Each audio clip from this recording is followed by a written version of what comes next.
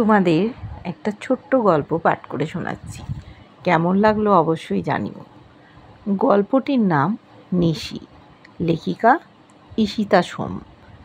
দীপাবলির রাত, বাইরে শব্দবাজির তাণ্ডব।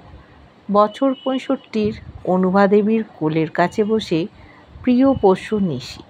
শব্দবাজির তীব্র আওয়াজে কেঁপে কেঁপে উঠছে সে। ১২ বছর আগের এই দিনটার কথা ভুলতে পারেন না অনুভা দেবী। হঠাৎই কিছু কম বয়সী ছেলের হাসি ও কুকুর বাচ্চার চিৎকার শুনে বাইরে এসে দেখেন বাচ্চাটার লেজে বাঁধা পটকায় আগুন ধরিয়ে মজা নিচ্ছে ছেলেগুলো, আর বাচ্চাটা ছটফট করছে যন্ত্রণায়।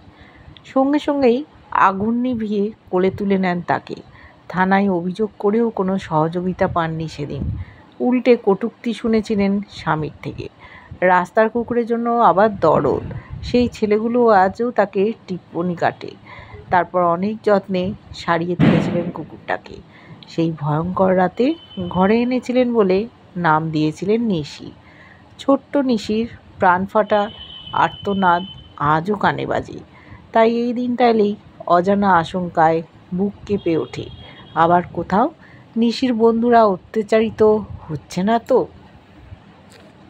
সবাইকে জানাই দীপাবলি ও কালী পুজোর আন্তরিক শুভেচ্ছা ও অভিনন্দন। ভালো থেকো সকলে। সুখে কাটুক প্রত্যেকটা মানুষের জীবন।